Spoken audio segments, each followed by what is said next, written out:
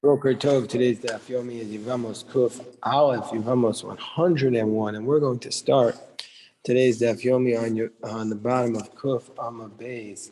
That we are going to start around 14 lines from the bottom where we left off, where the Gemara had raised a refutation against Shmuel, a question against Shmuel. Shmuel had taught that if you have a situation of 10 Kohanim and one of them separated and impregnated a woman, so we know that the woman was definitely impregnated by a man who was a Kohen, but we don't know which one of the men did this act, then we, even though the child is certainly a descendant of a male Kohen, Shmuel says he's not a Kohen because by a Kohen you need to know exactly who the father is. You need to know exactly who the father is. So the Gemara raised the question from that because we have a case in our Mishnah already earlier about two brothers, and one of them died, both Kohanim, and the wife did Yibum with the second brother within 3 months. And there we say that the offspring could even be the Kohen Gadol, even though we know that both of them, we're not sure who the father is. But since we know for sure he's a Kohen, there we say that the offspring could even be the Kohen Gadol. So the Gemara explains, well, the first case, that the law of Shmuel was a situation of znus. The person acted licentiously. And so therefore, for that reason, we're going to penalize, we're going to make a decree that the offspring is not a Kohen. But in the case of the Mishnah, the two brothers, neither one was, it was a case of marriage. So therefore, we're not going to make this decree, and so the offspring will remain a Kohen. We'll raise the question from our Mishnah then, because in our Mishnah, it talks about a case of where a woman didn't wait 3 months before being with her the second possible father, and there we say the offspring can still go to serve in the temple. So, and there the Gemara suggests that isn't this a case of znus, isn't a case of licentiousness, and yet because how else can you have a circumstance where the offspring, unless how else can you have a circumstance where it applies here unless the offspring from the first case, the father did not die? It wouldn't work if it was a situation where the father had died, and it wouldn't work if the situation was where the first father had divorced her, and the second possible father had married her, because then the offspring would be a halal. And if the first father had died, then we wouldn't have a situation where the Mishnah had said that the father mourns for her. So therefore, this seems to be a refutation of Shmuel, because it seems to be a case of znus, and yet we're still saying that the offspring is a Kohen. So the Gemara says, no, Amar Rav Shmaya, well, it's defend Shmuel. We're talking about a case. How can we have a circumstance where the father is still around, but the woman wasn't divorced from the first possible father? Where the girl who married the first father refused the marriage after she'd been married for a period of time, as long as she's under the age of bat mitzvah, and she was married off by her mother or brother, she's able to refuse the marriage. Gemara says, but there's a problem, and so therefore she married the second one without having been a divorcee. The Gemara says, but that's a big problem, because Mima'anis, Mika Yolda, if she's really a Mima'anis, that means she's a minor, and is a minor really able to give birth? Because we're saying here that she gave birth. The Gemara says, Vatani Rav Bibi Kameder of Nahman, didn't we learn Shalosh Nashim Mishamshus B'moch? There are 3 women who can serve there are 3 women who are able to have relations using a moch. A moch is a birth control that a woman inserts into her body. And who are these 3 women? A katana, a muberes, a manika, a minor girl, a pregnant girl, and a nursing woman. A katana, because we're worried, a minor girl, shemetis aber v'tamos. We're worried she's going to become pregnant and die. And if she's going to become pregnant and die, clearly she can't give birth, because she'll get pregnant and die. And the muberes is the nursing woman, shemetasa ubrasano. If she's nursing, if she's pregnant woman, if she becomes pregnant again, we're worried that the first fetus will become crushed by the second fetus, the newborn one. And Menika, the nursing woman, Shema Tigmo Aspenav Yevamos, who maybe as a consequence, what will happen is her son will be weaned prematurely, and then he'll die. Meizui Kitana, and what's this minor girl? From the age of 11 to 12. Pachos mikano, yes, mikano, more or less than that, mishameshes kedarka, she can have relations in a normal manner. And Divri Rameir, that's Rameir's position, whereas the Chum say Achazu v'Achazu mishameshes kedarka, whether she is, all of these women can engage in relations without birth control. And heaven will have mercy upon them, and says Shomer P'sayim Hashem. So God has mercy over fools. So in that context, we see from here that a girl under the age of 12 cannot have a child. And so therefore, how can we say that the scenario of our Mishnah is talking about a Mimma Enes? The Gemara says, okay, you're right. So the Gemara says, Mishkachas la b'kedushay tos. We can have such a scenario with what's called a kedushay tos, where the marriage was made conditional upon a certain requirement to the marriage, and the man did not fulfill the kedushin, and so therefore, since the man stipulated when he betrothed her on this basis, I'm betrothing you, and since he didn't fill the kedushin, then we're going to say that the kedushin the kedushin is retroactively canceled. So it's talking about an adulterous woman. If she was not forced, asura, she's prohibited to return to her husband. But it says v'hi lo nitfasa, which implies hanitfasa, that if she was forced, muteris, she's allowed to go back to her husband. And there's another woman, even though she wasn't forced, muteris, she's going to be permitted to go back to her husband. What is this one? That there's a woman who is not forced, but she's still allowed to go back to her husband, even though she was married at the time of the other relationship. Where the whole marriage was conditional. Even if her son is riding on her shoulder, she's able to refuse the marriage and go back to her first husband. And says though she was never divorced, she was never married in the first place. So that's what we're talking about, a conditional marriage. I just want to say that this is obviously this concept of a kiddushei tos. It's a very, very complicated concept. It's a hot button topic. And on Monday morning from 9 a.m. to 9:15 a.m., we're going to have a chabura on it and people could come on the Zoom to our summer call, and this will be taught by Rav Zev. Rav Zev will teach it to us on Monday morning, 9 to 9:15. It's a very, very powerful topic, the topic of Kiddushei Tos, because some have suggested, and never really caught on, but some suggested that all marriages, therefore, can be annulled in this manner, and therefore you can deal with the aguna, this problem in this manner. This was a suggestion. It was not accepted by the Welt, as they say, but this was a suggestion, and you could see how you could be married and then annul the marriage if you set it up that way from the beginning. So it says the Gemara on the top of Yevamos Kohanim, that if both fathers were Kohanim, but then the Mishnah continues, and you're not sure who your father is, it could be either the first man or the second man.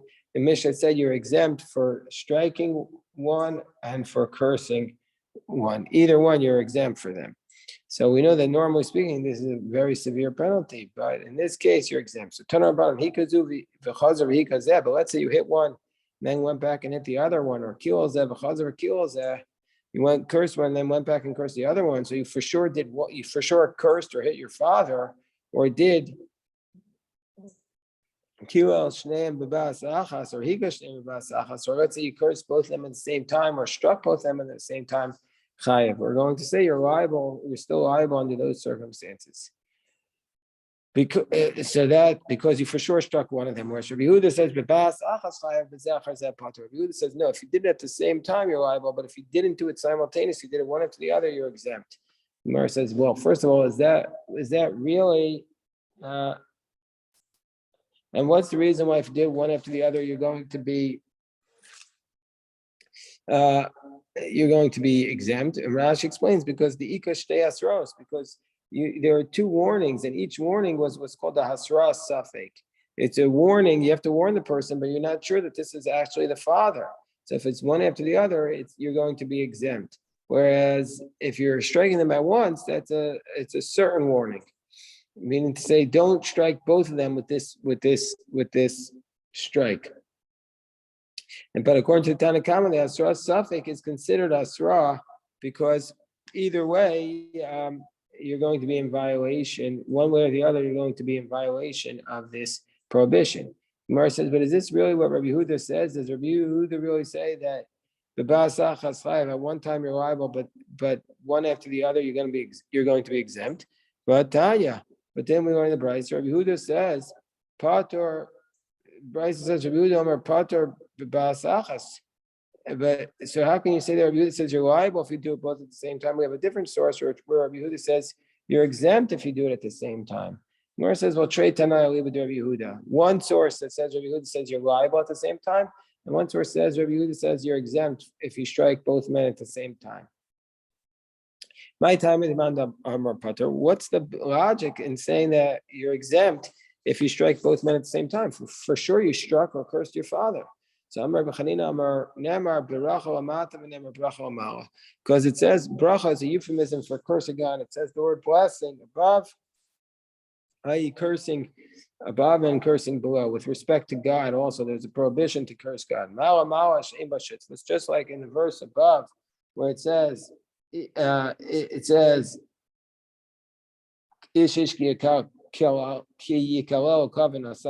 just like with respect to above, we're talking about God, and then there is no partnership with God.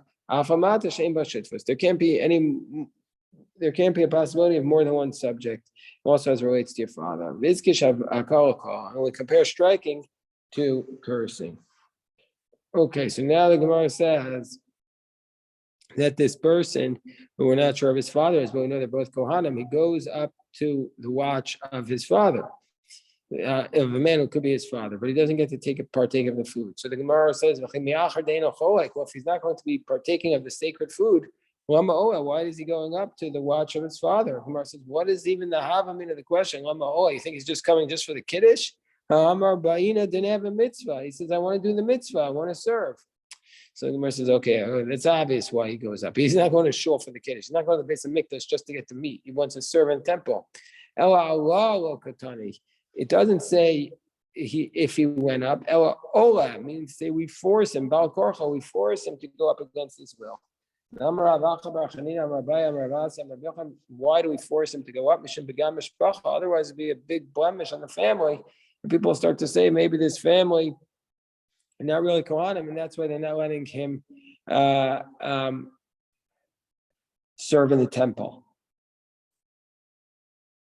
Both families, Rashi says, are going to be embarrassing him. That they'll say that he's disqualified for service in the temple. So now the Gemara says, if both of them are in the same mishmar, then we're going to say he gets to partake of one portion of the food because he's for sure from that mishmar. The Gemara says, but if he's in two watches, that he doesn't get to partake in food. Because if he shows up to one watch, he says, give me my portion of the food, they'll push him off to the next watch. And they'll say, you're not with us, you're with the other father. And then they'll push him off to the other watch, mishmar, and then they would push him off. So if that's the case, mishmar achad.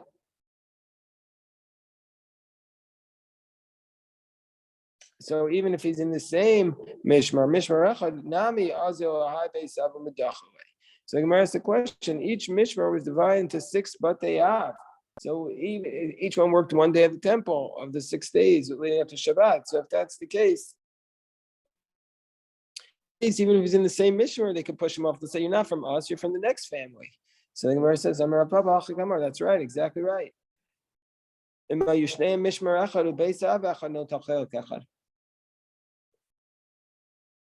Only if they were both in the same base av do they get to take a portion. Otherwise, they don't get to take a portion.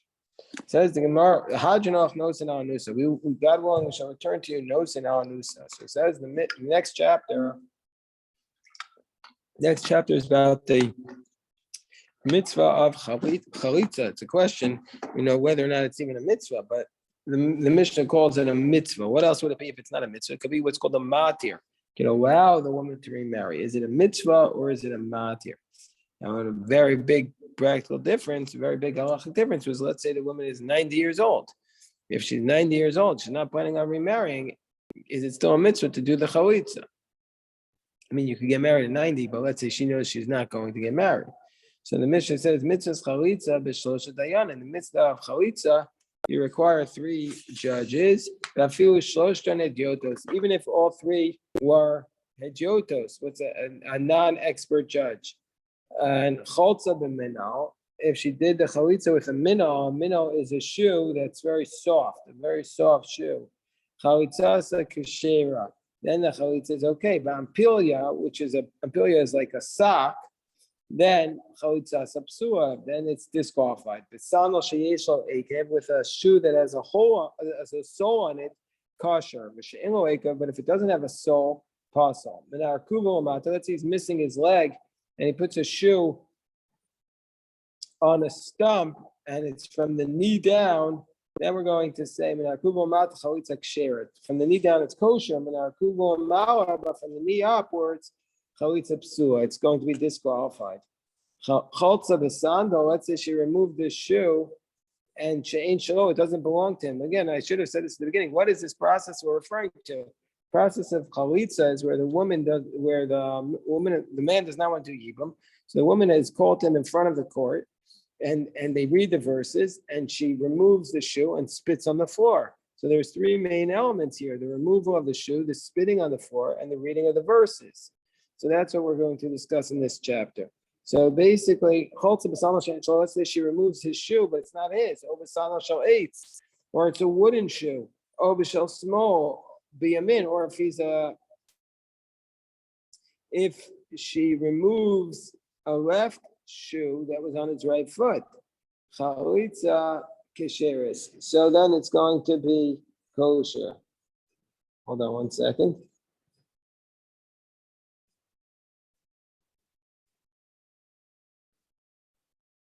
Okay.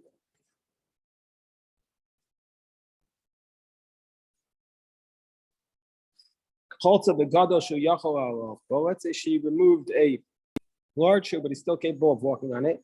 Or if it's a small shoe, that it still covers the majority of his foot. It's going to be a valid chalitza. So Zakta Gemara, and if even 3 hediotos are going to be considered judges, excuse me, since it's even okay with 3 hediotos, why do we need expert judges? If 3 hediotos are okay, why do we need them to be dayanim? Dayanim usually implies mumchen, experts. Gemara explains, Hakamashman to be in shlosha sheyodim akros. Ke'ain dayanim. It's teaching us we need 3 who know what they're doing. They know how to read the verses like expert judges. So they need to know how to read the psukim. That's what we're talking about. So it says the Gemara, Tanina lahad Tana Rabbanim, we have a brisa that taught us the following. We learned in our Mishnah that which our brisa taught. What did we learn? We already learned this. Mitzvah chalitza b'shlosha sheyodam ha'akos ke'ein dayanim.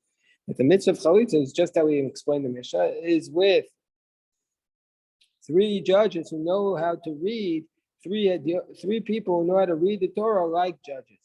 But now we introduce a position of Rabbi Yehuda, which is not in our Mishnah. Rabbi Yehuda says b'chamisha. Rabbi Yehuda says even 5 judges you need. My time in Tanakama. Why does the Tanakama say you need 3? The Tanya Zekanim Shnayim, elders are 2. Ve'en Beis Shakal Mosif Nolein Od Echad. Zekanim are 2, and you can. It says in the verse. It says in the verse.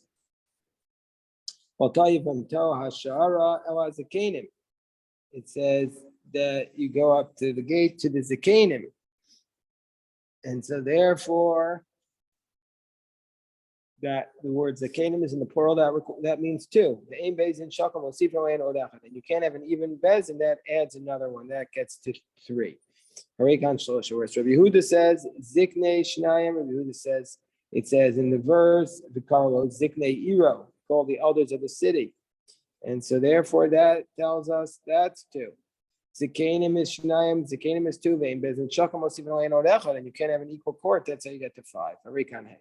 The Tanakama Hai Ziknei. What did the Tanakama do with the words that the elders of the city call him to come? Tanakama is telling us that means that they don't have to be experts, that they can even be hediotos, even regular ones. Rabbi Yehuda hediotos mino. How does Rabbi Yehuda know that the judges can even be hediotos? They don't have to be expert judges. Gemara says, Nafki le'emi le'enei. He learns it out from the fact that it says in the verse, it says the word le'enei. It says the Amar Mar le'enei. It says in the verse, what is the verse? Then Nikshayiv Toei Love le'enei azkenim. Shall come close him in front of the elders. Prat l'sumim. This excludes. We have the brisa that teaches that ene, the word the eyes, means that the judges have to have sight. Excludes the blind person. But why do we need a verse to tell us this? The Gemara says, from the fact that we need a verse to tell us that a blind person can't be a judge in a chalitza case. We learn from here that even adiotos can be the judge. Because if you're going to say we require a Sanhedrin, why do we need why would we need to specifically exclude a blind person? We should have learned that from that which Rav Yosef taught. The Dani Rav Yosef, because Rav Yosef had taught, just like the Sanhedrin can't have any immoral faults, so too they also have to be of sound body. They can't be blemished. So therefore, we would have known anyway if it was Sanhedrin that it can't be a blind person. From the fact that it says it can't be a blind person, it means that it doesn't need to be an expert judge. And how do we know this? That the Sanhedrin can't be blind to sit on the Sanhedrin? Because it states, it says, you're so beautiful, my beloved, and there's no blemish on you. And this verse is a reference, Rashi says, to the Sanhedrin. This verse is a reference in Sanhedrin. The idach, so therefore, we had just said that Rabbi Yehuda says that the word Eine tells us that we can use Hedyotos. But what is the Tanakama? Tanakama learns out Hedyotos from the word Ziknei. So what does the Tanakama do with the word Eine? What does the Tanakama do with the word Eine? Rava, who does it? It's like Rava. That the judges need to see the spit coming out of her mouth. She's not going to be allowed to eat that day until the chalitza takes place, because we want to make sure that the spit is from her mouth and not from some other food. But they also need to be able to see the spit leaving her mouth. The idach nami mi bayale. Look at the Rava. So the Gemara says, well, Rabbi Yehuda also should require that he needs to see the spit. The Gemara says, inachinami. That's true. If that's the case, how does Rabbi Yehuda know that you can use Hedyotos, regular people? Because he learns it out from the fact that the verse says, and so from the fact that he uses that word, Yisrael called it. Any regular Israelite could serve as a judge. And what does the Tanakhama do with the word Yisrael? What does he do? So therefore, so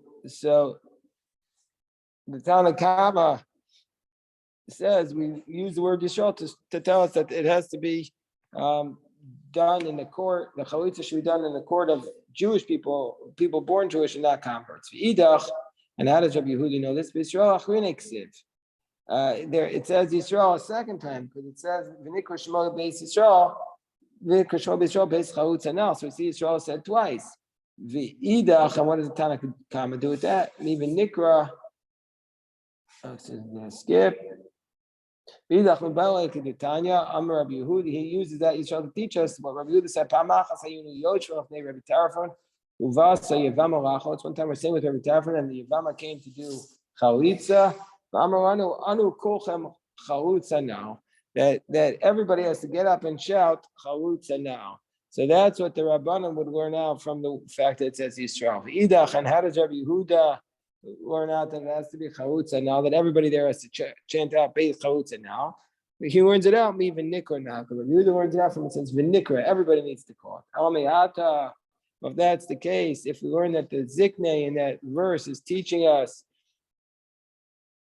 that either 5 or else teaching us about Hedyotos. If that's the case, the word Zikna, El Me'ata, why don't we say the following? Vikaru, why don't we say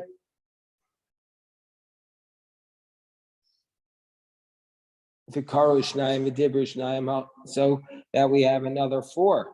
Achinami Rabbi Yehuda Reikan Tisha. We should have 9 according to Rabbi Yehuda. Or Rabbanan Reikan Shiva. Even according to Rabbanan, we should have 7 judges.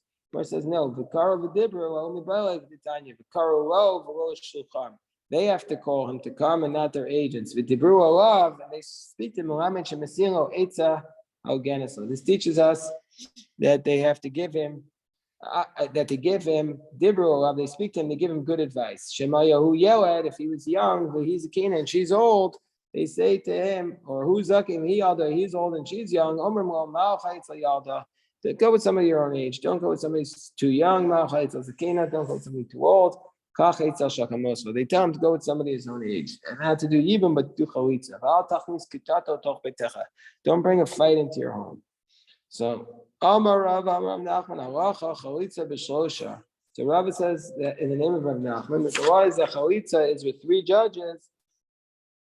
Why? Halacha chalitza b'shlosha. Hol stam. Since we have an anonymous Mishnah, our Mishnah that says chalitza is with 3, therefore we know that chalitza is with 3. So Amalei Rav Nachman, if that's the case, miyun should also be with 3. The Tanana miyun v'chalitza b'shlosha, because it says in the Mishnah in Sanhedrin that the first daf in Sanhedrin that miyun and chalitza are with 3 judges. Some say, yeah, that's the case, that it's with 3 judges. Katanya miyun beishamai omrim bezdin mumchen. So, but we have a brayso that says miyun beishamai says bezdin mumchen. You need 3 experts. That and Beisol says that you can do it with either one, with experts or with non-experts. The elu mode, and then both of them agree that you need 3. Whereas Rabbi Yossi bar Yehuda, Rabbi Elazar bar Yisrael, Machshir Mishnayim, they allow you to do miyun, the woman to refuse the marriage, even with 2 judges. And that's how we pass like Rabbi Yossi bar Yehuda, Rabbi Elazar bar Yossi. So you see, we don't rule like the anonymous Mishnah like the anonymous Mishnah in Sanhedrin. We follow the Bryce and it says you could even do it 2. So the Gemara says, Hasam, in that case, Chad Stama. There was only one anonymous Mishnah that says Chalitza was 3. But Hacha Trey Stame. Here there's 2. We have our Mishnah and also the Mishnah earlier in our tractate. The Gemara says, there's another anonymous Mishnah there because it says that Tanam, we learned in the Mishnah earlier here. It states Miana ushacholza b'fanav yisa'ena v'nei shehu b'bezin. If she did miyun or chalitza before one of the judges, he's still allowed to marry her because he is part of the he was part of the bezdin, neshu bezdin, because he was not the only person. You need a court of 3, and so since there wasn't only one judge, we don't have to be since he wasn't the only judge, we don't have to be concerned that he's allowing her. So the Gemara says, okay, so by miyun we don't rule like the anonymous Mishnah because there was only 2, but in this case there's 3. The Gemara says that doesn't make any sense. If they're both anonymous Mishnayos, why do we care if there's 1 anonymous, 2 anonymous, 3 anonymous? We should rule like them. No, since in that case it was an anonymous, since in that case it was an anonymous Mishnah in Sanhedrin in the case of a dispute. Because it says the smicha of the elders. What is the smicha of the elders that we're referring to here? So some say that this is a reference to when the elders place their hands on the bull of a communal mistake.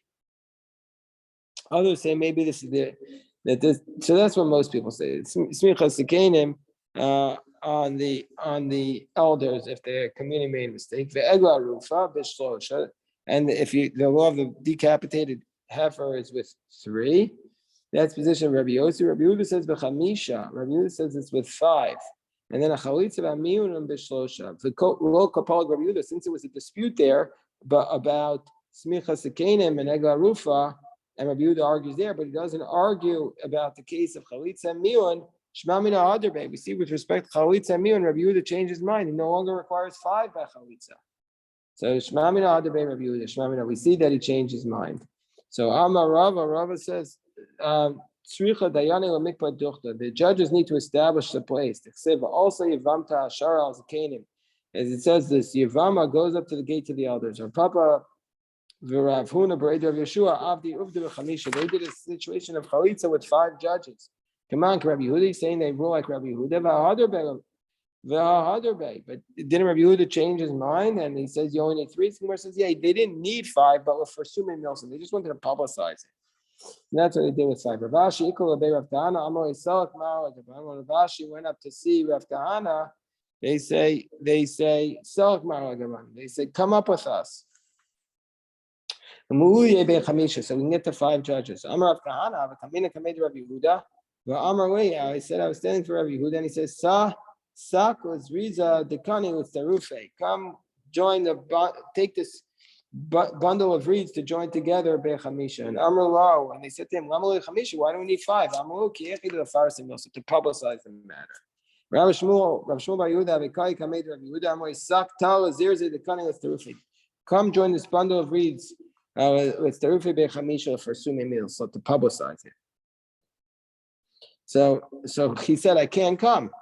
So Rabbi Yehuda said this to Rav Shmuel Bar Yehuda. Rav Shmuel Bar Yehuda said, I can't come. Why not? I'm like, Tanina, but Bezin Yisrael, Bezin Shalkir. He says, we have a principle. You can only come if you're a court of Jews, but not a court of converts. Not if people convert to Judaism. But on a Gerana, and I'm a convert. And the Pasha says, even though the other 2 rabbis are not converts, I still can't do it.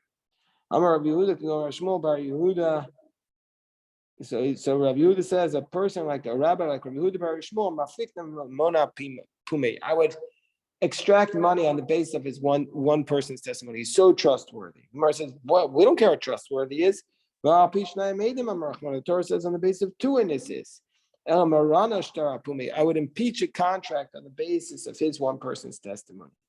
But the Gemara is basically saying that a convert is not able to judge certain matters. The Gemara is going to flesh this out tomorrow.